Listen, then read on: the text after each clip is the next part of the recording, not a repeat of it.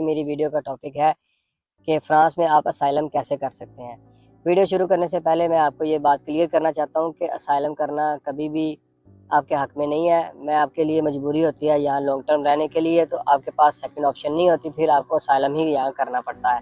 वैसे अगर मैं आपको मशवरा दूँ, अगर आपने अपनी स्टडी कंप्लीट कर लिया तो आपके लिए सबसे बेहतर ये है कि आप अपना स्टडी वीज़ा अप्लाई करें, स्टडी पे यहाँ पे आएँ, काम करें आके और पढ़ें आके, और इसके साथ आपको काम की भी इजाज़त मिल जाती है। और जब आपका स्टडी कंप्लीट हो जाती है तो उसके बाद ये आपको फुल टाइम काम करने की इजाज़त मिल जाती है और आपका वीज़ा भी चेंज हो जाता है, वर्क परमिट में चेंज हो जाता है। और इसके अलावा अगर आपका गैप ज़्यादा है तो आप पढ़े लिखे हैं, आप स्किल्ड भी हैं, तो आप यहाँ जॉब सीकर वीज़ा अप्लाई कर सकते हैं किसी भी कंट्री में। फ्रांस में भी आप जॉब सीकर वीज़ा अप्लाई कर सकते हैं। ये आपने अब खुद देखना है कि कैसे आपने अप्लाई करना है और कब जॉब सीकर वीज़ा की अवेलेबिलिटी है। और तीसरी ऑप्शन ये लास्ट ऑप्शन आपके पास ये रहती है कि आप विज़िट वीज़ा लेके आएँ और यहाँ लॉन्ग टर्म रहने के लिए आपको असाइलम करना पड़ता है। तो असाइलम पे आज बात करेंगे कि असाइलम यहाँ आके आप किस तरह कर सकते हैं, क्या प्रोसेस हो सकता है। अपॉइंटमेंट्स नहीं मिलती, आपके लिए बड़े मसले मसाइल होते हैं, अकोमोडेशन नहीं मिलती। आप पेरिस आएँ और उसके बाद यहाँ किसी रिलेटिव या दोस्त से रब्ता करें और उससे पूछें कि यार मुझे पेरिस के अलावा कोई सिटी रिकमेंड करें जो अच्छा हो सहूलियत के हिसाब से और जहाँ पे असाइलम भी आसानी से मिल जाए। और इसलिए आपको उस सिटी की तरफ मूव करना चाहिए जहाँ पे आपके लिए ज़्यादा आसानियाँ हों।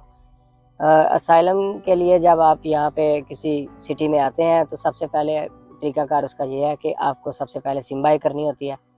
सिम बाय करके जहाँ से आप सिम बाय करते हैं या आपका कोई इधर रिलेटिव या दोस्त है तो आप उससे पूछ लें कि नंबर्स कुछ नंबर्स ऐसे होते हैं कुछ डिपार्टमेंट के जो असाइलम की आपकी एप्लीकेशन को फर्स्ट टाइम लेते हैं, तो उनके नंबर्स पे आपने कॉल करके अपॉइंटमेंट लेनी होती है। अपॉइंटमेंट इतनी आसानी से नहीं मिलती क्योंकि असाइलम सीकर्स का रश बहुत ज़्यादा है, तो हो सकता है कि आपको अपॉइंटमेंट मिलने में 2 दिन लग जाए, 4 दिन लग जाए, 1 हफ़्ता लग जाए। ये आपने अपने माइंड में रख के आना है कि जब आपने इधर आना है तो अपनी रहाइश का इंतज़ाम करना है कम से कम 7 से 8 दिन, 10 दिन के लिए, क्योंकि फ़ौरन से आपको असाइलम नहीं मिलता, फ़ौरन से आपकी अकोमोडेशन नहीं होती, इसलिए ये आपने खुद से अरेंज करना है। लास्ट ऑप्शन आपके पास होटल की होती है, तो अगर आपके पास दोस्त या कोई रिलेटिव नहीं है तो फिर आपने होटल में यहाँ ठहरना होता है।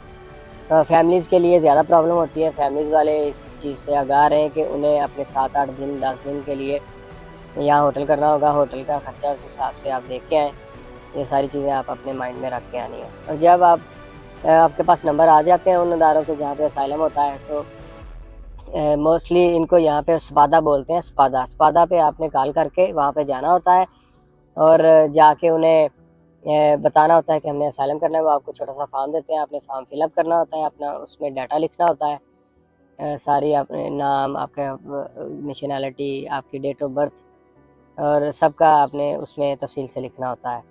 वो इतना मुश्किल काम नहीं होता, वो आपने अपनी एप्लीकेशन दे देनी होती है और आपने उन्हें बताना होता है कि हमारे पास अकोमोडेशन नहीं है, आप हमारी अकोमोडेशन का अरेंज कर दें। वो आपकी अकोमोडेशन का अगर उनके पास हो तो उसी वक्त अरेंज कर देते हैं, अगर ना हो तो आपको कहते हैं हम आपको दोबारा कॉल करेंगे। हो सकता है वो आपको 2 दिन कॉल ना करें, 4 दिन ना करें, इसलिए आपने अपनी अकोमोडेशन का बंदोबस्त अपने होम कंट्री से जब निकलना है तो करके आना है।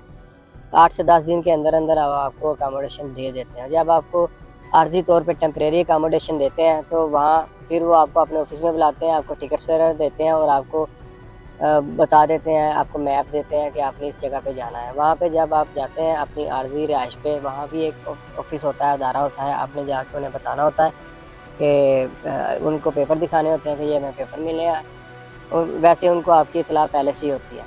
तो आपको रिहाइश दे देते हैं। रिहाइश इस तरह होती है कि अगर आप अकेले हैं, सिंगल हैं, तो आपको शेयरिंग में रखा जाता है, 2-4 लड़के आपके साथ होंगे, और अगर लड़की हैं आप तो आपको भी शेयरिंग में मिलेगा, लड़कियों के साथ रखा जाएगा। और अगर फैमिली के साथ आ रहे हैं तो आपको अलग से रूम मिलेगा, बच्चों के हिसाब से वो आपको रूम देंगे। 2 बच्चे हैं तो छोटा रूम मिलेगा, 4 बच्चे हैं, 3 बच्चे हैं तो उस हिसाब से बड़ा रूम मिलता है। तो इसके बाद आपका प्रोसेस जो है शुरू हो जाता है। वो आपको कुछ पेपर देते हैं आपकी आर्जी रिहाइश में कि ये पेपर्स आपको वो बताते हैं कि इनको आप दोबारा फिलअप करें, और उसके अलावा आपको आपकी स्टोरी, होम कंट्री में क्या मसले मसाइल थे, क्या ख़तरा था, उस हिसाब से वो आपको आपके पेपर देते हैं। उसमें आपने अपनी स्टोरी सारी लिखनी होती है तफसील से।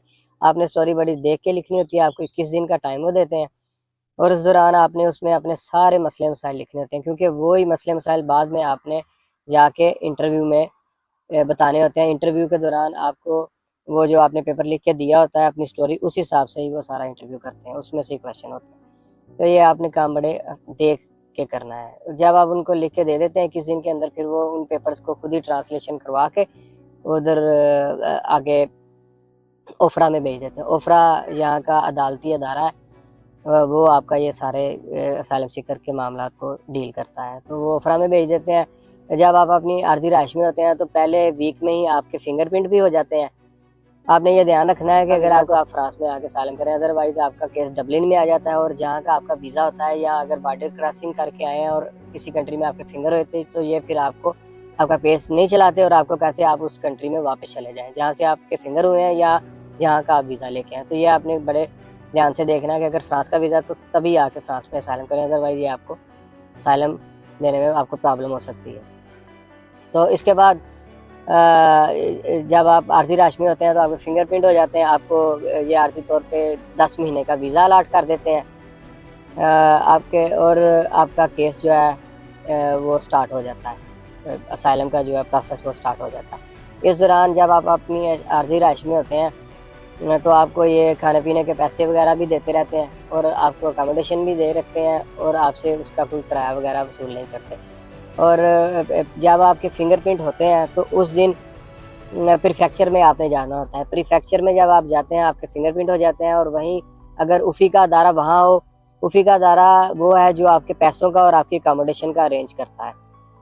तो उफ़ी के अदारे की अगर अपॉइंटमेंट आपके सेम डे पे है तो उसी दिन आपको वो बता देंगे कि ये उफ़ी का अदारा है, आपने यहाँ भी जाना है, और हो सकता है कि फिर फिंगरप्रिंट के कुछ दिन बाद आपको उफ़ी के अदारे में भेजा जाए। जब आप उफ़ी के अदारे में चले जाते हैं तो अगर आपको लैंग्वेज नहीं आती तो आपके लिए ट्रांसलेटर का अरेंज किया जाता है, और ट्रांसलेटर के ज़रिए आपसे बातचीत की जाती है। आपको बताया जाता है कि आपके पास क्या रहाइश है या नहीं है। अगर आपके पास है तो ये आपको 420 यूरो देते हैं सिंगल बंदे को, अगर फैमिली है तो इस हिसाब से ज़्यादा देते हैं। अगर आपके पास रहाइश नहीं है, इनकी रहाइश में रहना चाहते हैं, तो फिर ये आपको 200 यूरो देते हैं, और फैमिलीज़ को 500, 600, 700 जितने पर्सन हो उस हिसाब से ये पैसे देते हैं। और अगर ये आपको अकोमोडेशन देते हैं तो उसका किराया और जो आते हैं बिल्स वगैरह वो सारे यही खुद ही पे करते हैं। अगर एक बात ये आपसे मेक श्योर करते हैं, अगर आप इनकी रहाइश में रहेंगे तो आपने इनकी इजाज़त बगैर छोड़ना नहीं होता, उसको उसमें ही फिर रहना होता है, ना ही आप चेंज कर सकते हैं।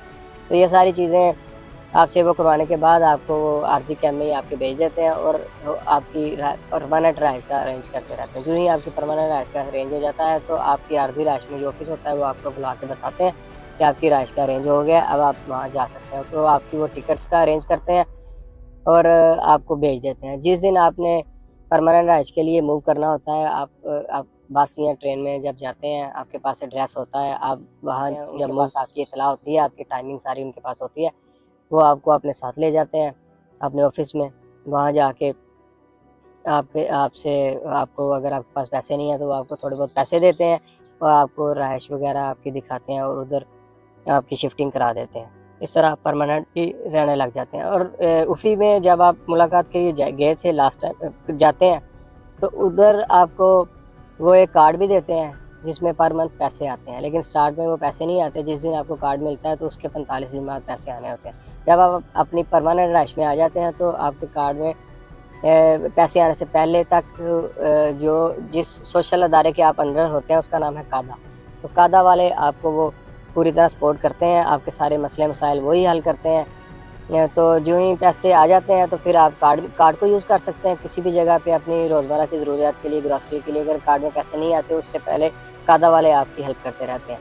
और अगर आपको कोई बीमार इमरजेंसी हो जाती है तो वो कादा वाले ही आपका अरेंज करते हैं। लेकिन 3 महीने बाद जब आपके फिंगरप्रिंट होते हैं उसके 3 महीने बाद आपका इंश्योरेंस पेपर बन के आता है। उस बिहाफ़ पे आपका यहाँ ट्रीटमेंट बिल्कुल फ्री होता है और मेडिसिन भी बिल्कुल फ्री हो जाती है। उससे पहले आपने थोड़ी एहतियात करनी है और कोशिश करनी है कि आप बीमार वगैरह ना हो, अदरवाइज़ आपको खुद से उसका सारा अरेंज करना पड़ता है। और बच्चों की इंश्योरेंस जो है वो पहले दिन से ही बन जाती है जिस दिन वो फ्रांस में दाखिल होते हैं।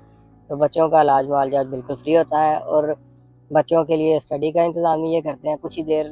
कुछ ही हफ्तों बाद ये आपके बच्चों का एडमिशन वगैरह भी करा देते हैं। यहाँ का स्टडी सिस्टम बहुत अच्छा है।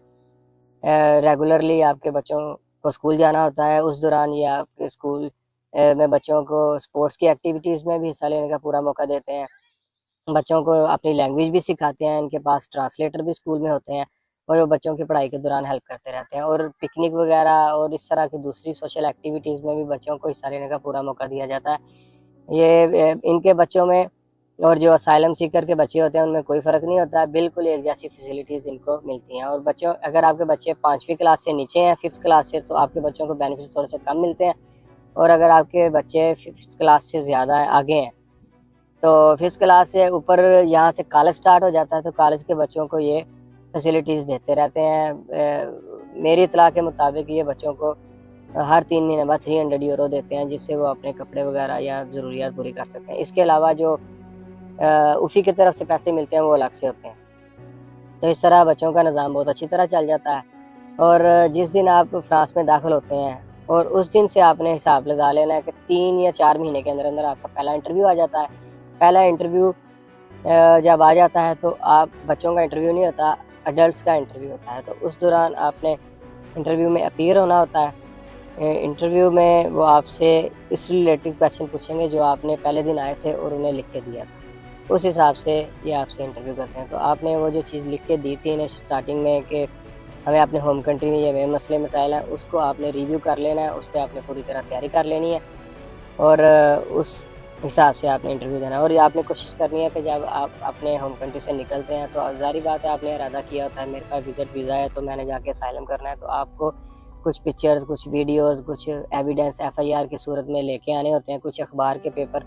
अगर आपके कोई वहाँ मसले मसाइल हैं, आपकी कोई लड़ाई थी, आपको जान का खतरा, तो आपने वहाँ से लेके आने हैं। ये ना हो कि आप यहाँ आए और आप बाद में अरेंज करते रहें, तो वो फिर आपको पता है कि कंप्यूटराइज़ सिस्टम है, तो पिछली डेट्स में वो चीज़ें बनवानी मुश्किल हो जाती हैं। हर चीज़ इनकी एक्सेस में होती है। अगर आप कोई अखबार का पेपर या FIR बनवाएँगे पिछली डेट में 2 नंबर तरीके से, तो इनको सब पता चल जाता है। तो इसलिए आपके पास जेन्युइन ही होनी चाहिए हर चीज़। स्टार्ट में आपने लेके आनी है, जो आपने इधर इंटरव्यू में आके उन्हें दिखानी है।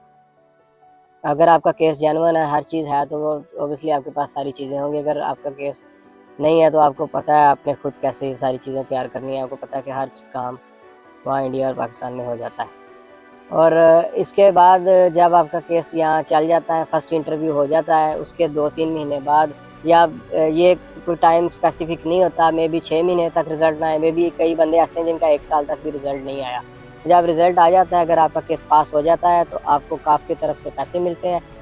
फैमिली को ऑलमोस्ट अगर 2 बच्चे हैं तो 1000 यूरो के हिसाब से पैसे मिलते हैं। पिछले सारे मतलब जब से आप फ्रांस में एंटर हुए थे तो आपके रिज़ल्ट आने तक वो 1000 पर मंथ के हिसाब से आपके पैसे जमा होते रहते हैं काफ में।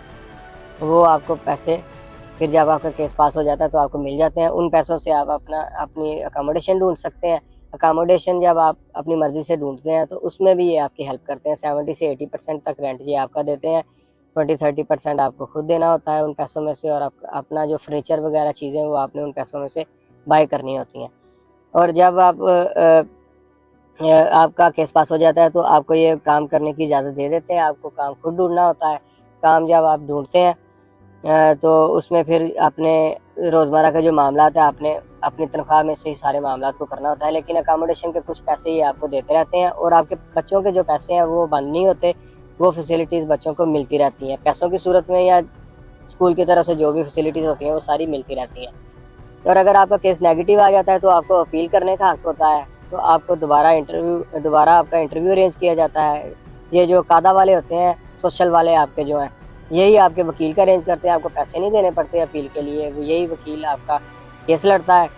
और उस सूरत में अगर दूसरी बार आपका केस पास हो जाए तो आपके लिए ये गुड लक है। अगर नहीं होता तो फिर आपको ये कंट्री आउट का लेटर दे देते हैं। तो आपको ये कह देते हैं कि आपने मज़ीद अपनी कंट्री में नहीं रहना, आप यहाँ से जा सकते हैं।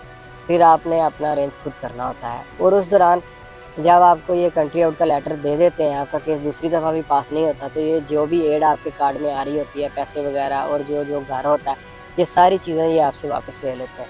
तो उस दौरान आपके लिए बड़ी डिफ़िकल्टीज़ बढ़ जाती हैं। ये सारी चीज़ें मैं आपसे शेयर कर रहा हूँ जो मेरी इत्तला में है, जो मुझे